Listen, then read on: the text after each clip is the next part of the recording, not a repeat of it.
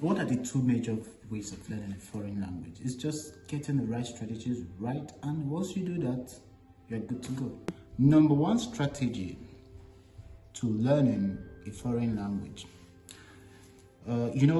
Learning the second language is not, it's more practical than, theoretical, just like we know. And especially as an adult, when you don't adopt these good strategies to learn a foreign language, you get overwhelmed, and then at some point you give up. So number one is, you don't have to wait for that time. You will have hours, 3 hours, 5 hours for you to learn a particular thing in the language.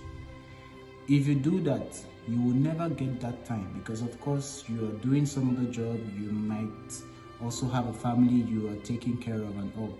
So you will never have that time you need to do that thing. So the best thing to do for you to improve in this language learning is, even if it's 10 minutes every day that you have, okay, let me not say 10 minutes, let's even bring it down to 5 minutes. If you give yourself 5 minutes every day to learn a particular thing in language, trust me, the progress you make will be more impactful than when you wait for that 3 hours, 5 hours for you to learn a lot of things in the language. No, it doesn't work like that. So the continuity is more important than the volume of work you put in at a particular time. So it's good you break down those hours, those number of hours you would want to do, into minutes, so that you will find it easier to learn this. Remember, learning a second language as an adult should be taken as a hobby and not another job, because of course you're going to really get fed up at some point and you give up. So take it as a hobby. When you have free time, even when you're cooking, you can decide to, even if it means counting in French, for example, learning the definite articles, trying to be practical about it, naming the objects in the kitchen, objects around you. That will help you go a long way. Chers amis français, en fait, je donnais des astuces, des conseils pour pouvoir parler une deuxième langue, seconde. Là, ce que je disais, c'est qu'il faut adopter les bonnes stratégies pour pouvoir réussir à l'apprentissage d'une deuxième langue, bien sûr une langue étrangère, une langue vivante.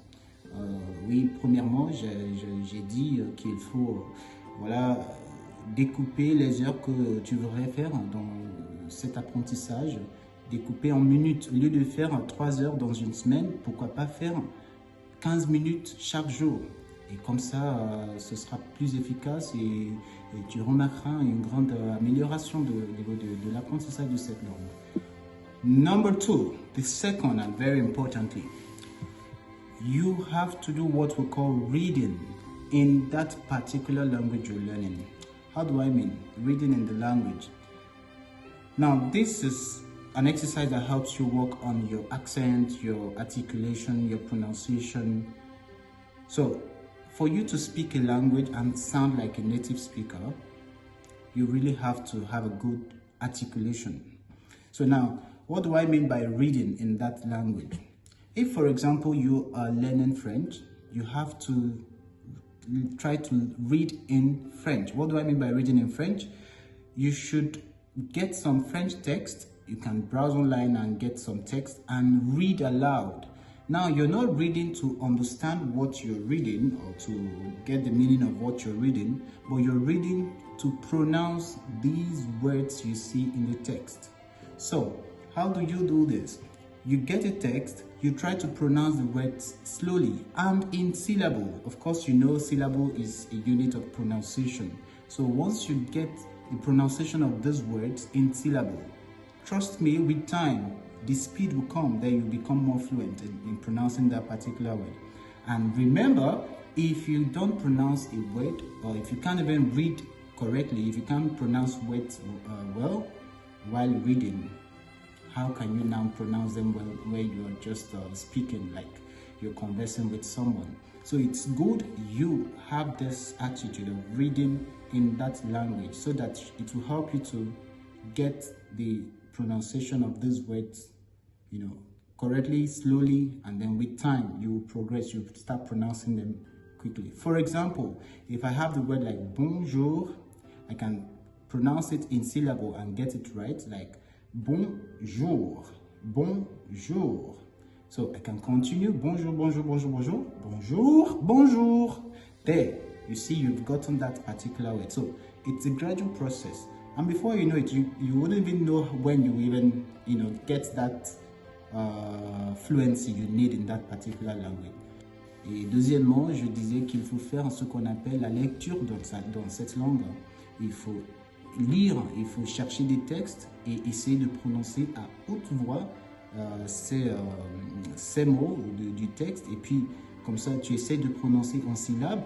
Et comme ça, tu maîtrises les voyelles, tu maîtrises aussi la prononciation des consonnes. Et voilà, petit à petit, tu vas arriver à un moment que tu parleras cette langue couramment. Donc, voilà, c'est une bonne démarche à suivre, hein. En fait, apprendre une deuxième langue vivante, c'est pas si difficile. Voilà, c'est pas aussi difficile que tu penses, hein. C'est faisable. Donc, do this and you'll see that the difference will definitely be clear. So, see you guys.